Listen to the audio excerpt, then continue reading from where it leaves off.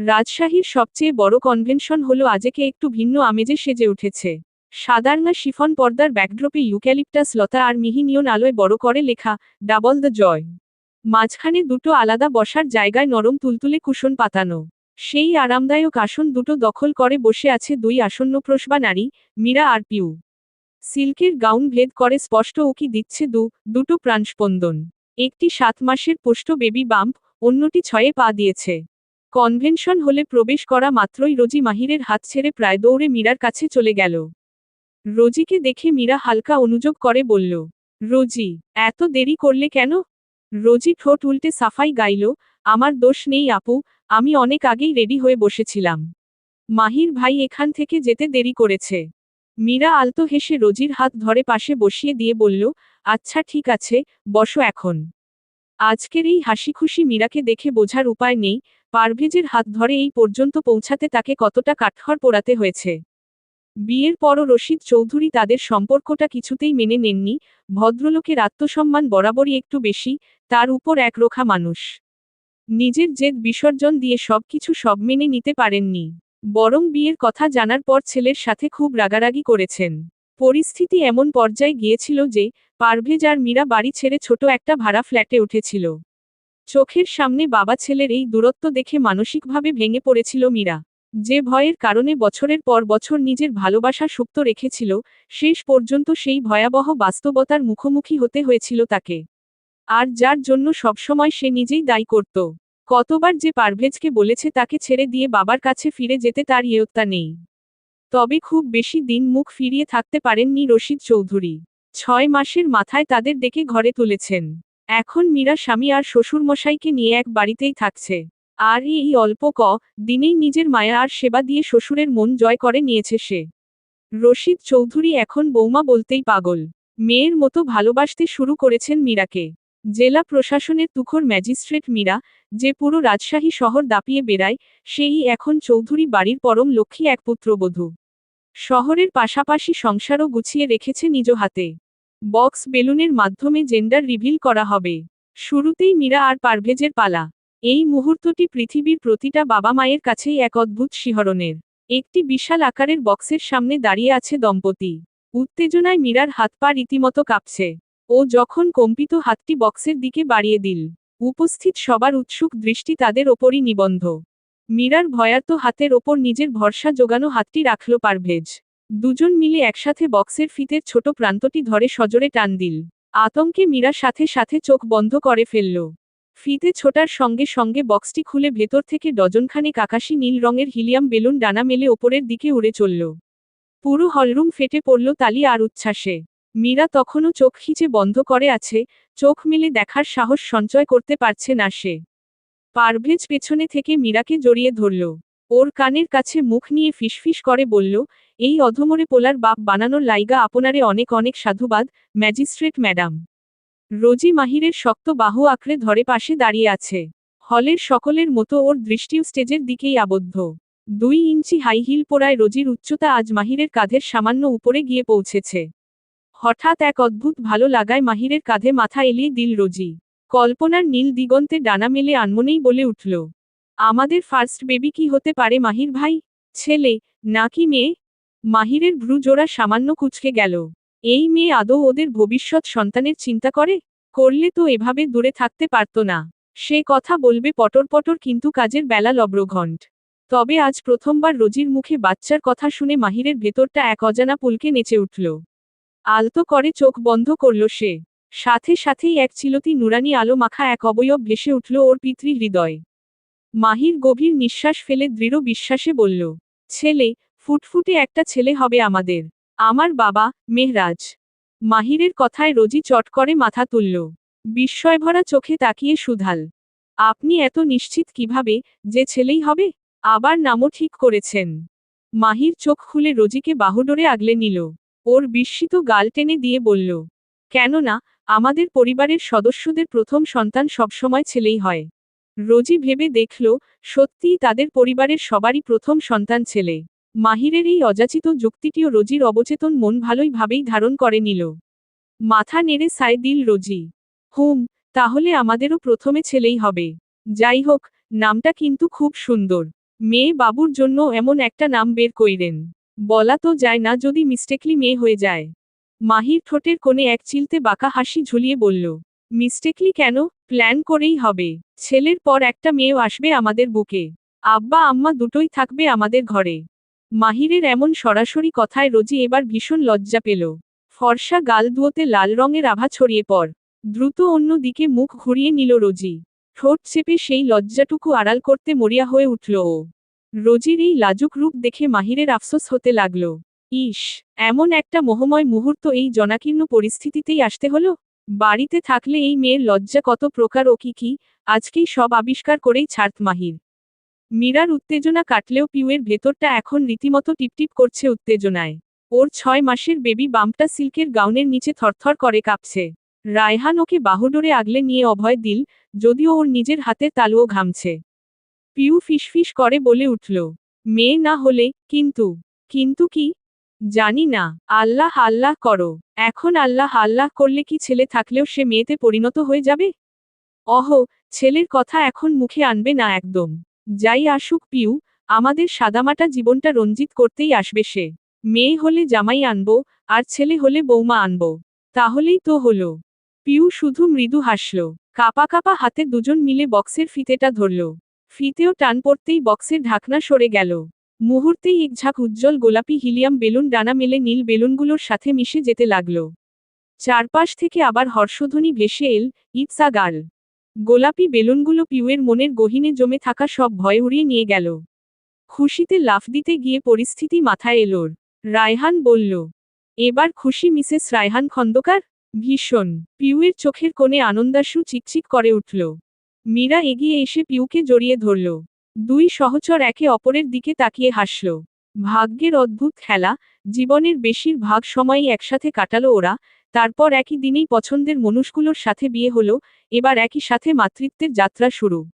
একজনের ঘরে আসছে রাজপুত্র, অন্যজনের ঘরে রাজকন্যা আসতে চলেছে। মাহির রোজি মুক্তাদির সবাই এগিয়ে এল ওদের কাছে। একে একে জড়িয়ে ধরে অভিনন্দন জানাতে লাগল। এদিকে নীল আর গোলাপি বেলুনগুলো হলের সিলিংয়ে মিলেমিশে একাকার। পারভেজ কিছুক্ষণ ভাবুক দৃষ্টিতে তাকিয়ে রইল সেদিকে। তারপর পাশের টেবিল থেকে গোটা এক প্যাকেট রসগোল্লা বগলদাবা করে এগিয়ে এল। চোখে মুখে তার দুনিয়া জয়ের হাসি।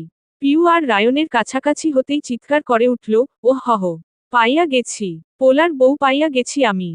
রায়হান কিছু বুঝে ওঠার আগেই পারভেজ একটা আস্ত রসগোল্লা ওর মুখে পুরে দিল। এই নেন বিআই সাহেব, মিষ্টি মুখ করেন। শুভ কাজে দেরি করতে নেই। রায়হানের বিষম খাওয়ার জোগাড়। পারভেজ ততক্ষণে অন্য হাত দিয়ে আরেকটা মিষ্টি পিউয়ের মুখে ঢুকে দিল। আর এই যে বিয়ান সাহেবা, আপনার পেটের মাইয়া কিন্তু আমার ঘরের লক্ষ্মী। আগেভাগেই বুকিং দিয়া রাখলাম। আমার আমানত, দেইখা শুইনা রাখবেন। পিউ চোখে অশ্রু নিয়েই হেসেই কুল পাচ্ছে না। এদিকে মুখও নড়াতে পারছে না। পারভেজ আবার বলল, খবরদার পিউ, আমার বৌমার খেয়াল রাখবি ঠিকঠাক। নাইলে কিন্তু তোর। পিউ মুখ থেকে মিষ্টিটা কোনোমতে গিলে নিয়ে বলল, সর শালা। তোর মতো বেকার ছেলেকে আমি কোন মূল্যেই বিয়াই করছি না। আমার মেয়েকে যদি বৌমা বানাতে চাস, তবে আগে যজ্ঞ হয়ে আয়। এই তো, বডি মানুষ মানেই বুঝে বেশি। তুই তোর মাইয়া বিয়া দিবি কি আমার যোগ্যতা দেইখা? দিবি তো আমার পোলার যোগ্যতা দেইখা। শোন, আমার পোলা হইব সরকারি চাকুরিজীবী। তখন তুইও বড় মুখ কইরা কইতে পারবি, আমার জামাই সরকারি চাকুরিজীবী, টাকলা মফিজ উদ্দিন। কথাটা বলেই পারভেজ নিজের মনেই বিড়বিড় করতে লাগল, মীরা মফিজ, মফিজ মীরা। উফ, কি মিল, একেবারে রাজ্যটক। উৎসাহে গদগদ হয়ে সে একছুটে অতিথিদের সাথে কুশল বিনিময় করতে থাকা মীরার কাছে গিয়ে হাজির হল। দাঁত বের করে বলল, মীরা, আমগো পোলাটার লাইগা একখান খাস নাম পাইছি। মীরা ভ্রু কুচকে কোমরে হাত দিয়ে দাঁড়িয়ে জিজ্ঞেস করল, তো শুনি, কি মহান নাম খুঁজে পেলেন? মফিজ উদ্দিন। সুন্দর না, মীরা আর মফিজ, তোর নামের লগে হেব্বি মিল। মীরা এক মুহূর্ত থমকে তাকিয়ে থাকল পারভেজের দিকে। তারপর ঠোঁট বাঁকিয়ে বলল, উহু, এটা মোটেও সুন্দর না। বরং আপনার নামের সাথে মিল রেখে পাগলা উদ্দিন রাখলেই ভালো মানাবে। পারভেজের পোলা পাগলা উদ্দিন, হেব্বি মিল। মীরা, পিউ আর মাহিরদের এক কথায় পুরো বন্ধু মহলের আড্ডা একেবারে হাসির হল্লোল। হাসির মূল কেন্দ্রে রয়েছে মুক্তাদিরের 1.5 বছরের ছেলে, সায়ান। ছোট মানুষটির মুখে সদ্য বুলি ফুটেছে, আর সেই আধো আধো বলি এখন সবার বিনোদনের প্রধান খোরাক। পারভেজ সায়ানকে পাজাকোলা করে কোলে নিয়ে গুরুগম্ভীর মুখে বসে আছে। সে এক একজনের দিকে আঙুল তুলছে আর সায়ানকে নামগুলো শেখানোর চেষ্টা করছে। সায়ানও বেশ বাধ্য ছেলের মতো পারভেজের ঠোঁটের নড়াচড়া দেখছে আর নামগুলো অনুকরণ করার আপ্রাণ চেষ্টা চালাচ্ছে। কিন্তু মুশকিল হলো, তার ছোট্ট জিভে কথাগুলো আটকে গিয়ে এমন সব অদ্ভুত শব্দ বের হচ্ছে যে উপস্থিত কারোরই আর পেটে খিল ধরা হাসি থামানো সম্ভব হচ্ছে না। সবার এমন পেট ফাটা হাসি দেখে তখন নিজের মতো তালি দিয়ে খিলখিলিয়ে হাসছে। এই পর্যায়ে সাম্মি ছেলের দিকে তাকিয়ে বলল, সায়ান, এবার তোমার রোজি আন্টিকে ডাকো তো বাবা। বলো, রোজি। সায়ান মায়ের দিকে তাকালো, তারপর রোজির দিকে আঙুল নির্দেশ করে ফোকলা দাঁতের হাসি দিয়ে বলে উঠল, ও জি। এক নিমিষেই হাসির তোর আরও বেড়ে গেল। পারভেজ সায়ানের গাল টিপে দিয়ে বলল, সাবাস বাপ। মাহিরের প্রাণের রোজিকে তুই এক তুড়িতে সরাসরি ওজি বানিয়ে দিলি। সাজু তখন সুযোগ বুঝে বলল, রোজি ওরফে ওজি বা ওঝি। তোমার নতুন দায়িত্ব, মাহিরের ভূত ছাড়া। তোমাকে 3 ফুটের একটা নারিকেলের ঝাঁটা কিনে দিব, বুঝলে বোন? ওটা দিয়ে দিন দুপুরে মাহিরের ভূত ঝাড়বে। ওজির মন্ত্রে মাহিরের সব ভূত কুপোকাত। রোজি মুচকি হেসে মাহিরের দিকে তাকালো। মাহিরের ঠোঁটে দৃশ্যমান হাসির রেখা নেই। তবে ওর ভেতরের প্রাণোচ্ছল সত্তা রোজি ঠিকই অবলম্বন করতে পারছে। ওদের খুনসুটির মাঝেই সাজুর বাবা মা এগিয়ে এলেন দম্পতিদের অভিনন্দন জানাতে। উৎসবের আমেজে সাজুর মায়ের চোখে মুখে তৃপ্তির হাসি থাকলেও মীরার হাত ধরতেই ভদ্রমহিলার কণ্ঠে ঝরে পড়ল প্রচ্ছন্ন এক হাহাকার। তোমরা তো আল্লাহর রহমতে সবাই থিতু হলে মা। কেউ বাবা মা হয়েছ, কেউ হতে যাচ্ছ। কিন্তু তোমাদের এই একগুঁয়ে বন্ধুটা যে এখন আড়ি হয়ে আছে, তা দেখতে পারছ না? ওর বিয়ের দায়িত্বটা এবার নেওয়া উচিত নয় তোমাদের? আর কতকাল একা রাখবে তাকে? আমাদের কথা তো শুনতে চায় না, তোমাদেরকে তাও যদি শোনে। মুক্তাদির পাশ থেকে ফোরন কাটল, আন্টি, ওর জন্য এবার বিদেশ থেকে মেম সাহেব ধরে নিয়ে আসতে হবে। দেশের সব মেয়ে তো দেখানো শেষ, এখন যদি বিদেশিগুলোতে ওর মন সজে। রায়হান সাজুর কাঁধ চাপড়ে রসিকতার সুরে বলল, শালা বাবু, বিয়েটা এবার করেই ফেলো। আঙ্কেল আন্টিরও তো শখ জাগে নাতি নাতনির মুখ দেখতে। জলদি জলদি বিয়ে করে শখটা পূরণ করে দাও। সাজু অপরাধীর মতো মাথা নিচু করে ছোট করে জবাব দিল, জি ভাইয়া, করব। এই তো লাইনে এসেছে শালা বাবু। আঙ্কেল আন্টি, আর চিন্তা নেই। এবার ধুমসে পাত্রী খোঁজার কাজে লেগে পড়ুন। উপস্থিত বন্ধুদের মধ্যে আর কেউ উচ্চবাচ্য করল না। তারা জানে, মুখ ফুটে বললেও আদতে কোনো লাভ নেই। সাজুর এই স্বেচ্ছায় নেওয়া সন্ন্যাস জীবনের কারণ কারো অজানা নয়। পৃথিবীর এক এক মানুষ এক এক বিরহ আঁকড়ে বাঁচে, যেন পৃথিবীতে বেঁচে থাকার জন্য বিরহ অক্সিজেনের মতোই আবশ্যক। ভিড়ের সাজু ঠায় দাঁড়িয়েছিল, হঠাৎ ওর নজর গেল হলের প্রবেশদ্বারের দিকে। সাদা রঙের ভারী কাজ করা থ্রিপিস পরা মেয়েটিকে দেখামাত্রই ওর বুকের ওপর চেপে থাকা পাথরের ভারটা যেন নিমিষেই নেমে গেল। বন্ধুদের আড্ডা ছেড়ে সে দ্রুতপায়ে গেটের দিকে এগিয়ে গেল। কাছাকাছি আসতেই আসপিয়া কুণ্ঠিত স্বরে বলল, দেরি হয়ে গেল বুঝি? সাজু আলতো হেসে মাথা নাড়ল, একটু তো হলোই।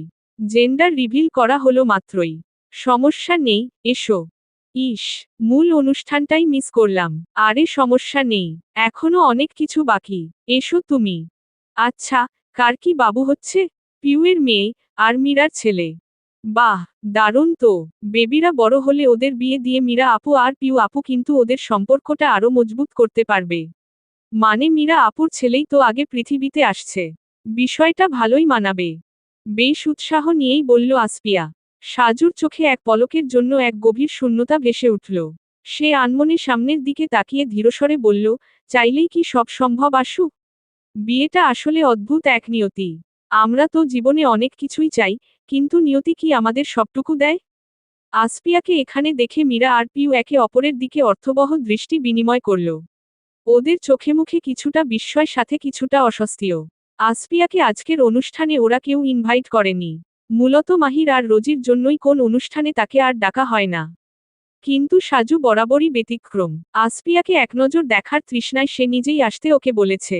অনুষ্ঠানের অছিলায় মেয়েটার পাশে কিছুক্ষণ দাঁড়ানো যাবে, একটু কথা বলা যাবে, এই সামান্য সুযোগটুকু সে হাতছাড়া করতে চায়নি। ওদিকে আসপিয়াও যেন ছটফট করছিল এখানে আসার জন্য।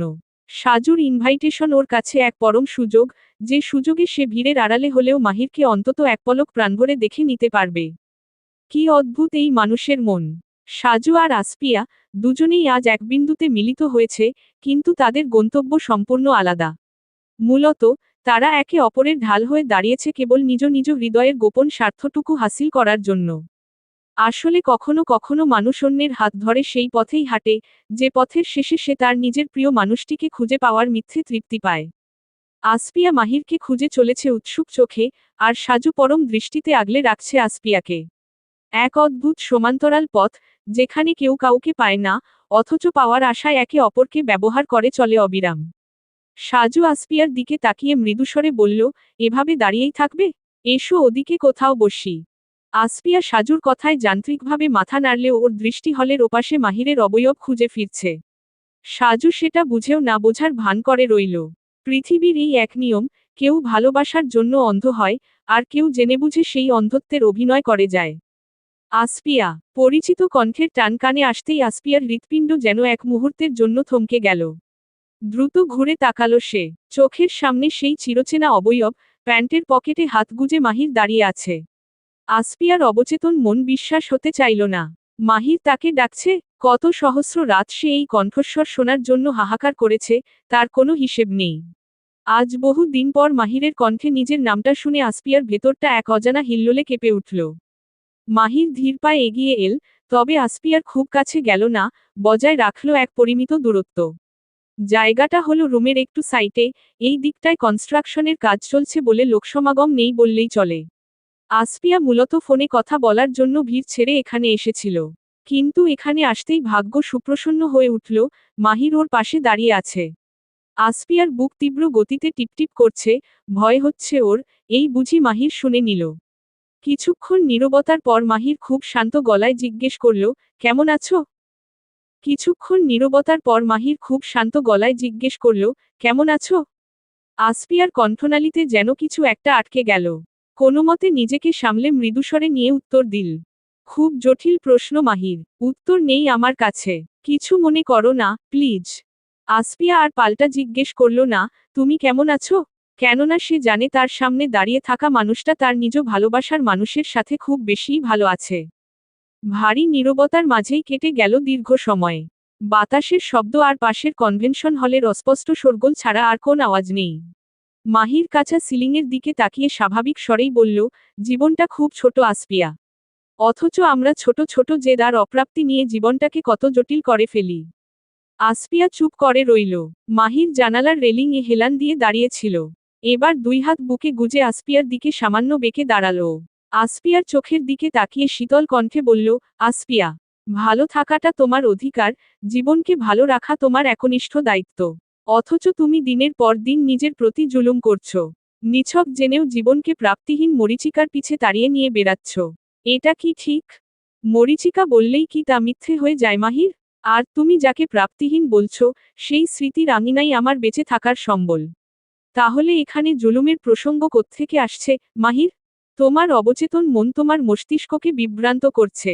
তাকে জোর করছে, অপ্রাসঙ্গিক বিষয়গুলোকে স্বাভাবিকভাবে নেওয়ার জন্য। তুমি আমার প্রেয়সী হতে উঠতে পারোনি যেমন সত্য, তেমনি সত্য কিছু সময় একসাথে চলতে গিয়ে তুমি আমার হৃদয়ে একটা কোমল স্থান অধিকার করে বসে আছো আসপিয়া। আমার বাড়িতে একটা ছোট বোন আছে, আমি বহুবার খেয়াল করে দেখেছি, তার চোখে পানি আর তোমার বুকের হাহাকার আমাকে একই দাবানলে দগ্ধ করে। আশু, আমাকে বড় ভাই ভাবতে না পারলেও, তোমার কাছের শুভাকাঙ্ক্ষী ভাবতে পারো। সেই অধিকারেই বলছি, আমাদের চারপাশে অনেক ভালোবাসা থাকে, যা আমরা দেখতে পাই না। অথবা হয়তো দেখতে চাই না। একতরফা ভালোবাসাগুলো কতটা পোড়ায় তা তোমার থেকে বেশি হয়তো কেউ জানে না। তুমি কি মানবে, তোমার চোখের সামনেই আরেকজন সেই একই যন্ত্রণায় ছটফট করছে? অথচ তোমার অবচেতন মন তোমার দৃষ্টিতে কালো পর্দা টেনে দিয়েছে। সেটাকে সরাও, দেখো কেউ তোমার আশায় পথ চেয়ে আছে। সাজু তোমায় যেভাবে ভালোবাসে, তোমার উচিত সেভাবেই সেই ভালোবাসাকে সম্মান জানানো। আসপিয়া তিক্ত হাসল, তাহলে তুমি কেন পারোনি মাহির? তুমি কেন আমার ভালোবাসাকে সম্মান দিতে পারোনি? কেননা, আমার দায়বদ্ধতা ছিল, বহু আগে থেকেই। আমি মানি, রোজি নামক এই দায়বদ্ধতা, এই পিছুটান না থাকলে আমার জীবনটা অন্য রকম হতো, হয় এর থেকেও ভালো না হয় এর থেকেও খারাপ। কিন্তু তোমার তো কোন সত্যক দায়বদ্ধতা নেই। তুমি খুব সহজে দায়বদ্ধতার কথা বললে মাহির। কিন্তু দায়বদ্ধতা কি কেবল কাগজের দলিলেই প্রকাশ পায়? হৃদয়ের দায়বদ্ধতাগুলো সবার চোখ এড়িয়ে যায় কেন?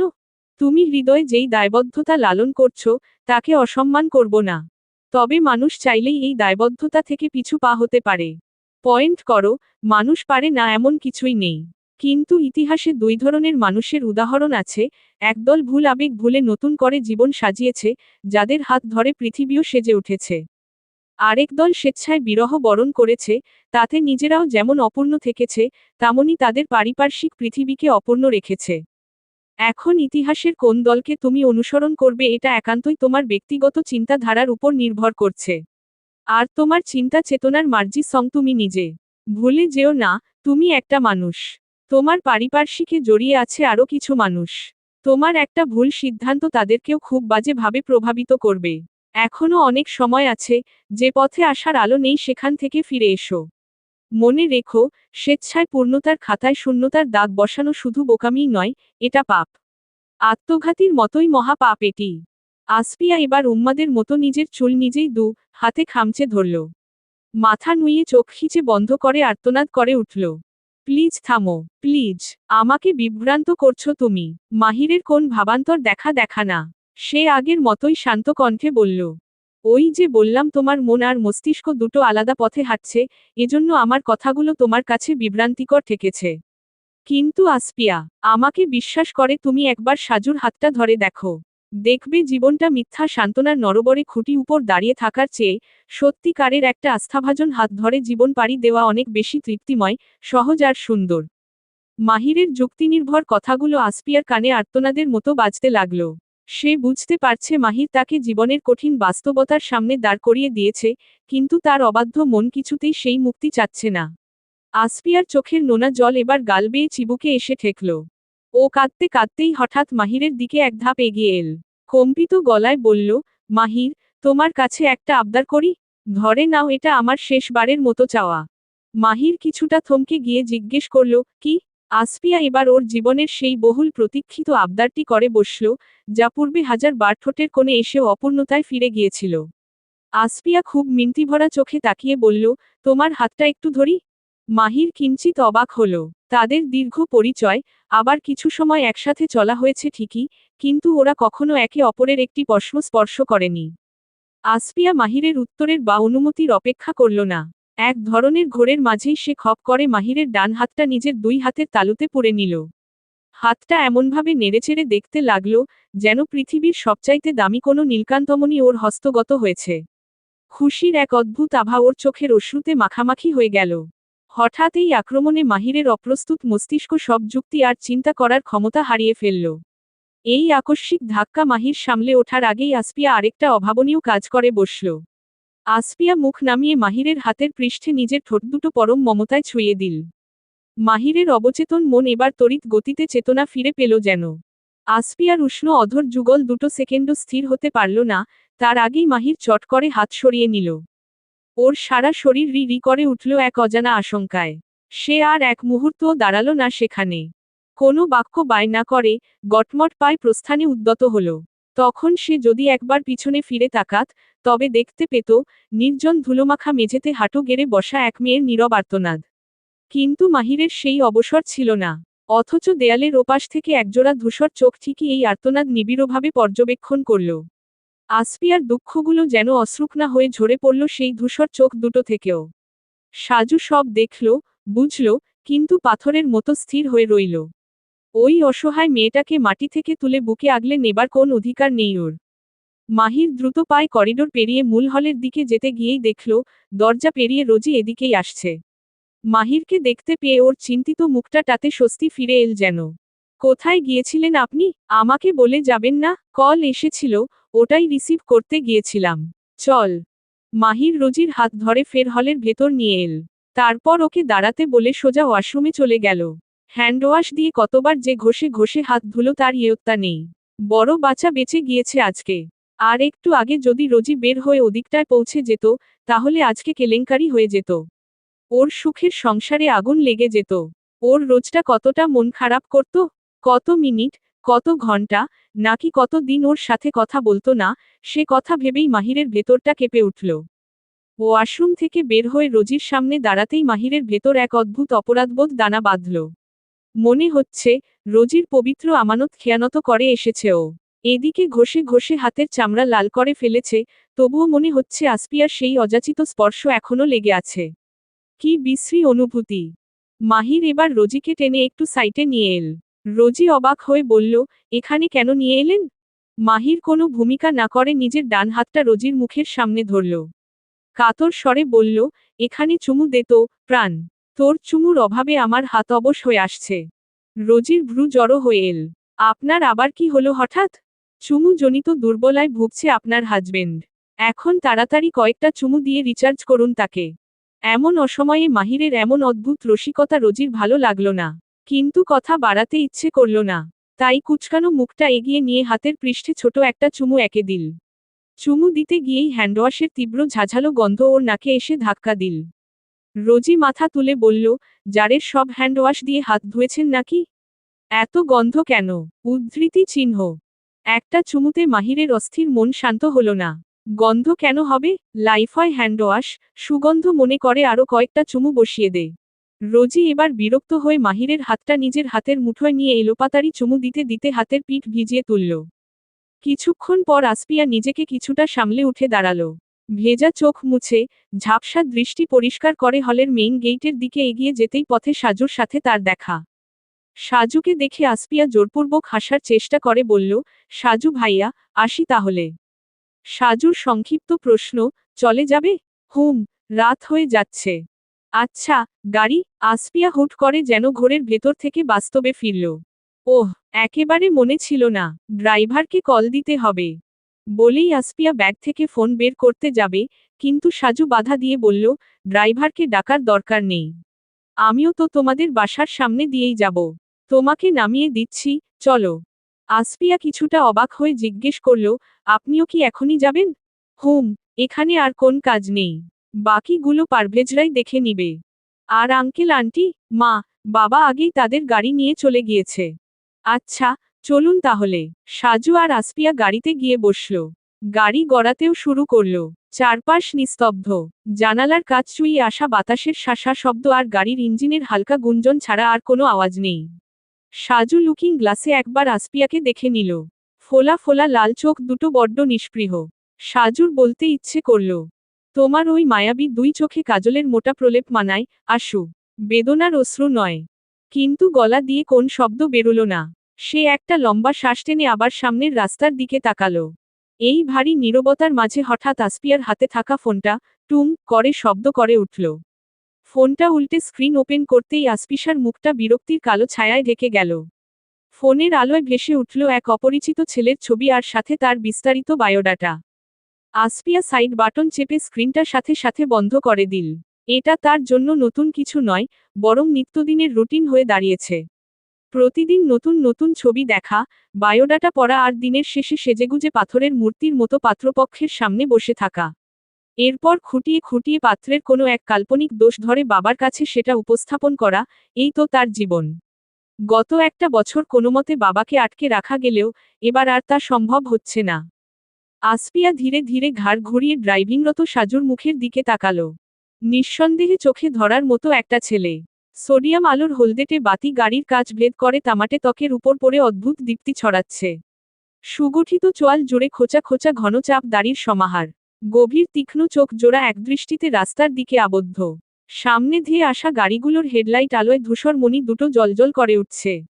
সরু নাক, বাদামি ঠোঁট সবকিছু খুঁটিয়ে খুঁটিয়ে দেখে নিল আসপিয়া। এই ছেলেকে যে কেউ এক দেখাতেই তাকে সুদর্শন পুরুষ হিসাবে আখ্যায়িত করবে। কিন্তু আসপিয়ার মনে এই মুহূর্তে কি চলছে তা বুঝা বড় দায়। হঠাৎ ব্রেক কষল সাজু। গাড়ি এসে থামল, আশু প্লাজা সামনে। তবুও জন একইভাবে বসে রইল। সাজুর দৃষ্টি সামনের রাস্তায় স্থির, অথচ সে প্রতিটা মুহূর্তে অনুভব করছিল আসপিয়ার অনুসন্ধিৎসু দৃষ্টি তাকে ছুঁয়াছে।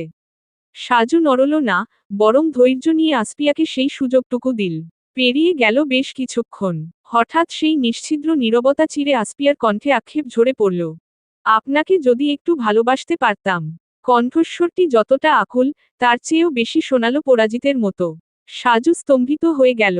আসপিয়ার মুখ থেকে নির্গত এক চিলতে এই আশার আলো তাকে এতটাই অভিভূত করল যে তাৎক্ষণিক কোনো প্রতিক্রিয়া দেখাতে ভুলে গেল সে। আসপিয়া ধীর হাতে গাড়ির দরজা খুলে বেরিয়ে এল। বাড়ির গেটের দিকে দুপা এগোতেই পেছনে থেকে সাজুর ব্যাকুল ডাক ভেসে এল, আসু। আসফিয়া থমকালো। সাজু দ্রুত পায়ে এসে ওর সামনে দাঁড়ালো। সাজুর চোখে মুখে হাজারটা তারার ঝিলিক। তুমি পারবে আসু। বিশ্বাস করো, তুমি পারবে। শুধু একটু চেষ্টা করে দেখো। আমাকে কেবল একটা সুযোগ দাও। আসফিয়া নিরুত্তর। প্লিজ আসু, ফিরিয়ে দিও না আমাকে। তুমিও তো মাহিরের কাছ থেকে একটা সুযোগ পেয়েছিলে। সেটুকুই আমাকে দাও। আমি ব্যর্থ হয়েছি সাজু ভাইয়া। আমার রাস্তায় হেঁটে একই যন্ত্রণা বরণ করবেন না, এই দহন অসহনীয়। আর যদি আমি ব্যর্থ না হই, আমাদের জীবনটা খুব সুন্দর হবে, আসু। আসফিয়া না হয়ে বরং রোজি হওয়ার চেষ্টা করো, আর আমাকে মাহির হওয়ার সুযোগটুকু দাও। আমরাও ওদের মতো সুখী হব। কেবল অন্যের সুখ চেয়ে চেয়ে দেখে আমরা আমাদের জীবন কাটিয়ে দিব কেন বলো? এক টুকরো সুখ এবার না হয় আমাদেরকেও গ্রাস করুক। আসফিয়া বেশ কিছুক্ষণ সাজুর চোখে সরাসরি তাকিয়ে রইল। সেখানে এক সমুদ্র আকুতি। আসফিয়া দ্বিধাভরা কণ্ঠে প্রশ্ন করল, কি করব আমি? বিয়ে। তৎক্ষণাৎ সাজুর অকপট জবাব। সাজুর কথা শুনে ভ্রুজোড়া কিঞ্চিত কুঁচকে উঠল আসফিয়ার। ও বিস্ময়ভরা দৃষ্টিতে তাকিয়ে রইল সাজুর দিকে। সাজু এবার আরেকটু এগিয়ে গিয়ে আসফিয়ার হাত দুটো আলতো করে নিজের মুঠোয় তুলে নিল। আসফিয়ার একটু সায় পেতেই বেশ অধিকার নিয়েই প্রথমবার ওর হাত দুটো মুঠোতে বন্দি করল সাজু। হ্যাঁ, আসু।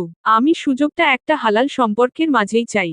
আমার হৃদয় তোমার জন্য কতটুকু ভালোবাসা ধারণ করছে তা না হয় তুমি এই বুকে মাথা রেখেই পরিমাপ করে নিলে। তবুও যদি মনে হয় এই ভালোবাসা তোমার জন্য যথেষ্ট নয়, আমি আরও চেষ্টা করব নিজেকে উজাড় করে দেওয়ার। তাতেও তোমার না পোষালে দলিলের সেই পিছুটান আমি নিজেই ছিন্ন করে দিব। কথা দিচ্ছি, তোমাকে মুক্ত করে দিব। আসফিয়া কিছুই বলল না, ওর দৃষ্টি সাজুর পায়ের ব্ল্যাক শু জোড়ার দিকে আবদ্ধ। সাজু ওকে আশ্বস্ত করতে বলল, ভয় পেও না, বিয়ের পরে কোন অ্যাকওয়ার্ড সিচুয়েশনে পড়তে হবে না তোমাকে। তুমি না চাইলে, আই মিন। আসফিয়া উপর নিচ মাথা নাড়িয়ে বুঝাল, সে বুঝতে পেরেছে। আচ্ছা, আমি তাহলে কাল আমার ফ্যামিলিকে নিয়ে আসি তোমাদের বাসায়? আবার বিশ্বাস, আমাদের ফ্যামিলি ব্যাকগ্রাউন্ড দেখে তোমার বাবা অমত করবে না। কেবল তুমি নিজেকে স্থির করো। আসফিয়া কিছুক্ষণ নীরব থেকে শূন্য চোখে বাড়ির দিকে তাকালো। তারপর খুব নিচু স্বরে বলল, আগামীকাল বাবার দুবাই ফ্লাইট আছে। 25 তারিখের পর ফিরবেন। নির্জন হাইওয়ের একপাশে দাঁড়িয়ে আছে মাহিরের রেড মার্সিডিজ। কুয়াশাচ্ছন্ন চারপাশের নিস্তব্ধতা চিরে কেবল ঝিঝি পোকার ডাক শোনা যাচ্ছে। মাহির গাড়ির বোনেট খুলে বিরসমুখে ইঞ্জিনের যান্ত্রিক গোলযোগ খুঁটিয়ে দেখছে। কিন্তু সমস্যাটা বেশ জটিল, মাঝরাস্তায় এমন বিগড়ে যাবে গাড়িটা, তা সে ভাবতেও পারেনি। মাহির হতাশার দীর্ঘশ্বাস ফেলে হাত মুছে গাড়ির ভেতর এসে বসল। রোজি এতক্ষণ চুপচাপ বসে শীতের রাতের অন্ধকার দেখছিল। কুয়াশার চাদর ঢেকে রেখেছে গোটা পরিবেশকে। দূর থেকে মৃদু শব্দে ঝিঝি পোকার ডাক ভেসে আসছে। সবকিছু মিলে বেশ উপভোগ্য পরিবেশ। মাহিরকে বসতে দেখে মাথা ঘুরিয়ে জিজ্ঞেস করল, ঠিক হলো? না, মেকার লাগবে। এই গভীর রাতে এখানে মেকার পাওয়া প্রায় অসম্ভব। আজ আর এটা ঠিক করা সম্ভব না। মাহিরের কণ্ঠে স্পষ্ট বিরক্তি। তাহলে এখন? চিন্তা নেই, ড্রাইভারকে কল করে বাড়ির একটা গাড়ি নিয়ে আসতে বললেই হবে। বলেই মাহির পকেট থেকে ফোন বের করে নম্বর ডায়াল করতে যাবে, তখনই রোজি চট করে বলে উঠল, আমরা হেঁটে হেঁটে যাই, মাহির ভাই। মাহির অবাক হয়ে রোজির দিকে তাকালো। পাগল হয়েছিস তুই? এখান থেকে বাসার দূরত্ব এখনো প্রায় 1 কিলোমিটার। এই অবস্থায় এতখানি রাস্তা হাঁটতে পারবি? রোজি একটু হাসল। সেই হাসিতে নির্ভরতা মিশেছিল।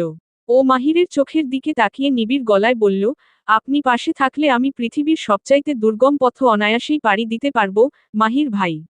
আর এটা তো মাত্র 1 কিলোমিটারের সমতল পথ। রোজির অকপট স্বীকারোক্তিতে মাহিরের হাতটা ফোনের স্ক্রিনের ওপরই থমকে গেল। সে বিস্ময়ভরা চোখে রোজির দিকে তাকালো। আধো অন্ধকারে রোজির এই বিমোহিত দৃষ্টির অতল মাদকতা মুহূর্তেই মাহিরকে গ্রাস করে নিল। সারা দেহের শিরায় শিরায় এক শীতল বিদ্যুৎ প্রবাহ শিরশির করে বয়ে গেল। অনুভূতির সেই আকস্মিক তীরতায় হাত অবশ হয়ে এলো মাহিরের, আঙুল ফসকে অ্যান্ড্রয়েড ফোনটা ধপ করে গাড়ির কার্পেটে পড়ে গেল। অথচ সেদিকে খেয়াল করার মতো মানসিক স্থিতি মাহিরের তখন নেই। স্থান, কাল এবং পারিপার্শ্বিকতা ভুলে প্রিয়তমার অনেকটা সন্নিকটে চলে এল মাহির। গায়ের ব্লেজারটা কখন যে দিকবিদিক ভুলে স্টিয়ারিংয়ের ওপর জোড়সড় হয়ে পড়ে রইল, তার হিসাব মিলল না। রোজির কাঁধের ওড়না স্কার্ফ, নিজেদের নির্ধারিত স্থান ধরে রাখার সক্ষমতা হারালো। মধ্যরাতের এই হাইওয়ে এখন এক নির্জন মরুভূমি। দূর পাল্লার দু একটি যাও বা যাচ্ছে, ফাঁকা রাস্তা পেয়ে কোনো শব্দ না তুলেই তারা কুয়াশার চাদর চিরে উল্কার বেগে দৃষ্টির আড়ালে চলে যাচ্ছে। এদিকে মাহিরের গাড়িটা এমন পজিশনে দাঁড়িয়েছিল যে ফ্রন্ট সিটেও বাহিরের জগতের কোনো আলো বা দৃষ্টির পৌঁছানোর সাধ্য নেই। এই নিভৃত একাকিত্বে মাহিরের দীর্ঘদিনের সংযত সত্তা আজ পুরোপুরি বাঁধভাঙা হয়ে উঠল, সেই সাথে সে ব্যাকুল হয়ে উঠল রোজির সুপ্ত আবেগগুলোকে জাগ্রত করতে। মাহিরের অস্থির আঙুলগুলো রোজির গাউনের জিপার খুঁজতে লাগল। অনুভূতির প্রগাঢ়তায় রোজির মস্তিষ্ক এখন প্রবল এক ঘোরের মধ্যে নিমজ্জিত। মাহির জিপারটি খুঁজে পেয়ে একটানে তা উন্মুক্ত করে দিল, মুহূর্তেই জিপারের ক্যাচ ক্যাচ শব্দটা এক লহমায় রোজির আচ্ছন্ন চেতনা সজাগ করে তুলল। মাহিরের সান্নিধ্যের মাদকতায় আচ্ছাদিত রোজি যেন এক নিমিষেই বাস্তবতার কঠিন দেয়ালে ধাক্কা খেল। এক অদ্ভুত শিহরণে শিউরে উঠল ও। মাহিরের অস্থিরতা তখন তুঙ্গে, ওর তপ্ত নিঃশ্বাস রোজির গলার কাছে আছড়ে পড়ছে। গভীর ঘোরের বশবর্তী হয়ে মাহির যখন রোজির সান্নিধ্যের আতিশয্যে হারিয়ে যেতে উদ্যত হবে, ঠিক সেই মুহূর্তেই রোজি কাপা হাতে মাহিরের দুই কাঁধ ধরে সামান্য দূরত্ব তৈরি করার চেষ্টা করল, কিন্তু মাহিরের শক্ত বাহুর বেষ্টনী তাকে সেই সুযোগ দিল না। উপায়ন্তর না দেখে এবার রোজি ওর সর্বশক্তি দিয়ে মাহিরের বুকে একটা ধাক্কা দিল। এতেও মাহিরকে নড়াতে সক্ষম হল না ফুটবল রোজি, তবে রোজির অতর্কিত আঘাতে এবার কিছুটা থমকে গেল মাহির। ওর উত্তাল সত্তা আচমকা এই বাধার মুখে পড়ে কিছুটা দিশেহারা হয়ে পড়ল। সেই আধো অন্ধকারেই জিজ্ঞাসু দৃষ্টিতে রোজির দিকে তাকালো মাহির। থামুন, থামুন প্লিজ, এটা রাস্তা, আমরা গাড়ি। রোজির ধরা গলার কথা গুলিয়ে আসছে। নিঃশ্বাসের গতি ঝড়ের বেগের চেয়েও তীব্র। ঠিক সেই মুহূর্তেই মাহিরের ঘোর ভাঙাতে মহাপ্রলয়ের মতো পেছনে থেকে একটি গাড়ির হর্ন সশব্দে বেজে উঠল। তীক্ষ্ণ সেই শব্দে মাহির যেন বাস্তবে আছড়ে পড়ল। বর্তমান এবং আসন্ন পরিস্থিতি বুঝে আসতেই এক মুহূর্তও নষ্ট না করে সে নিজের সিটে ফিরে এল। সিটের পিছনে মাথা এলিয়ে দিয়ে চোখ বন্ধ করে নিল মাহির। গাড়ির গুমোট নিস্তব্ধতা চিরে মাহিরের ঘন ঘন নিঃশ্বাসের শব্দ প্রতিধ্বনিত হচ্ছে। পেশি বহুল বুকটার ক্রমাগত উঠানামা অন্ধকারেও স্পষ্ট হয়ে উঠেছে। এক তীব্র মানসিক দোটানা আর অপ্রাপ্তির ক্রোধে মাহিরের মস্তিষ্ক জ্বলে যাচ্ছে। এমন এক পরিস্থিতির সৃষ্টি হয়েছে যে, এই মুহূর্তে গাড়ি নিয়ে এক ছুটে বাড়ি ফেরাও সম্ভব নয়। এছাড়াও তার ঘরের বউ, এভাবে মাঝরাস্তায় গাড়ির ভেতর তাকে কাছে টেনে নেওয়ার মতো মানসিকতা মাহিরের মতো একজন ব্যক্তিত্ববান পুরুষ কোনোভাবেই ধারণ করতে পারে না। এতটাও নিয়ন্ত্রণহীন পুরুষ সে নয়। কিছুক্ষণ পর মাহির একটু থিতু হয়ে মাথা তুলল। ড্যাশবোর্ড থেকে পানির বোতলটা তুলে নিয়ে এক ঢোক দিয়ে সবটুকু পানি শেষ করে ফেলল। বোতলের বাকি সামান্য পানিটুকু সে নিজের মাথার ওপর ঢেলে দিয়ে বোতলটা দুমড়ে মুচড়ে একদিকে ছুঁড়ে ফেলল। তৃষ্ণা মেটার চেয়েও এখন অস্থিরতা কমানোর চেষ্টাটাই প্রবল। বাইরের পরিবেশ হাড়কাঁপানো ঠান্ডা হলেও মাহিরের ভেতরে তখন লাভার উত্থাল চলছে। এবার মাহির আর চোখে একবার রোজির দিকে তাকালো। লজ্জায় আর রোজি সিটের উপর দু পা তুলে একেবারে জোড়সড় হয়ে বসে আছে। রমণীর পুরো মুখ জুড়ে ছড়িয়ে আছে এক ধরনের রক্তিম আভা।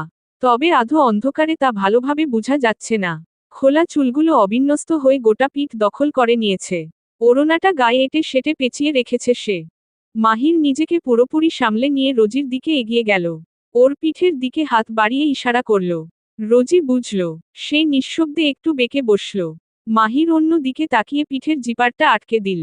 প্রশ্ন করল, হেঁটে যেতে পারবি? রোজি উপর নিচ মাথা নাড়িয়ে, হ্যাঁ, বুঝাল। মাহির গাড়ির বাতি জ্বালিয়ে দিল। পরিবেশ আলোকিত হওয়ার সাথে সাথে রমণীর লজ্জা আরো কয়েকগুণ বেড়ে গেল যেন। ও মুখ লুকাতে ওপাশ ঘুরে বসল। এই সুযোগে মাহির হাত বাড়িয়ে ওর খোলা চুলগুলো এক জায়গায় করে একটা খোপা বেঁধে দিল। এবার রোজি ওড়নাটা আলতো করে মাথায় প্যাঁচিয়ে নিল। এদিকে মাহিরের শার্টের উপরের বোতামগুলো লাগিয়ে ফোনটা নিচ থেকে উঠিয়ে পকেটে ঢুকে নিল। তারপর স্টিয়ারিং থেকে ব্লেজারটা তুলে নিয়ে রোজির দিকে এগিয়ে ধরল। এটা পরে নে, বাইরে অনেক ঠান্ডা। রোজি মৃদু স্বরে জিজ্ঞেস করল, আপনার ঠান্ডা লাগবে না? না। রোজি আর কথা বাড়ানোর সাহস পেল না। মাহিরের হাত থেকে ব্লেজার টানিয়ে গায়ে জড়িয়ে নিল। মাহিরের বিশাল ব্লেজারটা ওর উরু পার হয়ে এসে প্রায় হাঁটু ছুঁই ছুঁই, হাতের আঙুলগুলো হাতার ভেতরে পুরোপুরি হারিয়ে গিয়েছে। আরেকটু হলে এই এক ব্লেজারের ভেতরই আস্ত রোজিটাই যেন হারিয়ে যেত। অন্য সময় হলে চুনোপুটি রোজির এই অবস্থা দেখে মাহির ওর খাওয়া দাওয়া নিয়ে একচোট কথা শোনাতে একদম ছাড়ত না। কিন্তু আজ সেদিকে ওর খেয়ালই নেই, রোজির দিকে একবার ভালো করে তাকালো না সে।